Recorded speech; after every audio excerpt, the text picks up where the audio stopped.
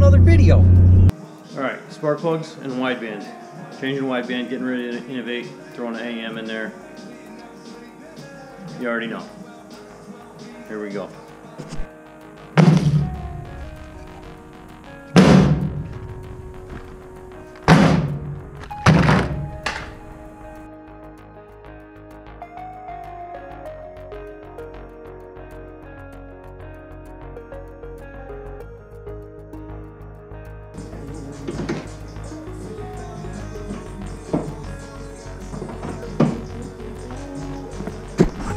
Holy shit, check this out.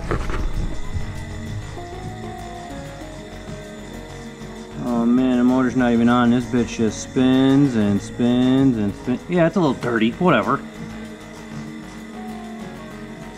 Let's get this thing right fucking here. No, it's not leaking. Anywho. Oh man, she's still spinning. And spinning. And spinning. And spinning. Okay, here it is. I'm gonna dig into the plugs, and then after that, I'm gonna fucking do the wideband.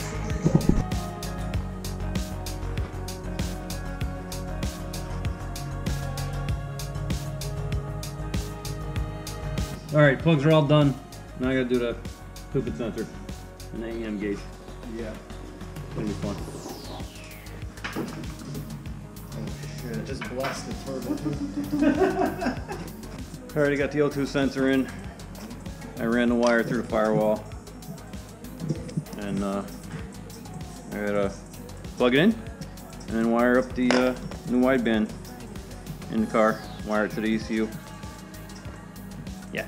Yeah, I know you can't see much and there ain't much light in here, but I'm getting it all wired up.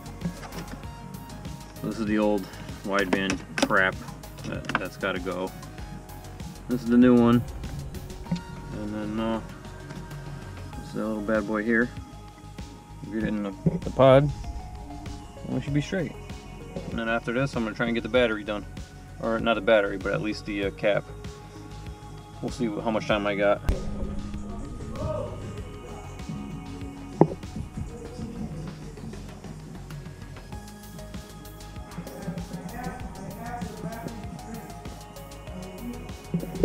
Alright, we're gonna go see what he's bitching about over there. Fucking shit. Whoa, it's bright over here, my dude. What's going on, guy? I freaking figured it out. Look, this. I don't know where it went, but basically, there was a piece of. Basically, see that piece in there? The gray piece was in here. And bent that shit like in shipping, but it's the same sensor for OBD1. So this is the only code I have now that I disabled my knock sensor. So okay, we got this pig in, we got it running, it's idling, it's air fueling, it's idling pretty decent. I can go on the map and play with it a little bit, but it translates out on the Haltech pretty damn good, so can't complain there. I had to go in there and set up the voltage for it, and when I downloaded it from Haltech, the voltage was wrong, so I had to go and set up a table, so it was correct. I did find one other thing inside for the wiring. When I hooked it up originally, it wasn't reading correctly here. It was reading like 8, like it was wicked rich, and this was reading normal. So I'm like, well, I only have an analog signal going to the ECU, so I had to go ahead and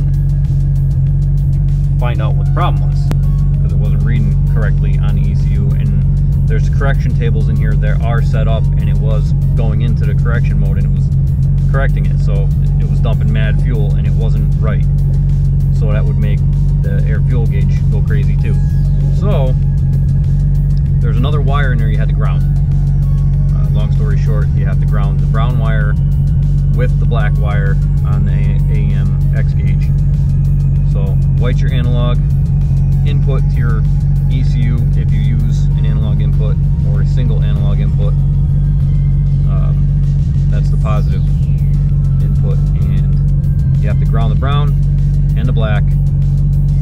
red positive in your straight. And that's it. It'll read.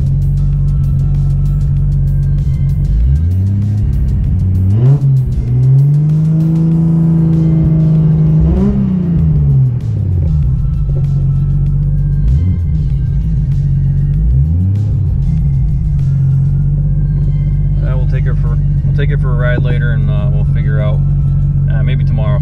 I don't really have any time left to do the battery or the capacitor right now, so I'll make another video probably tomorrow or this weekend about doing that, and I'll keep you posted on what's going on.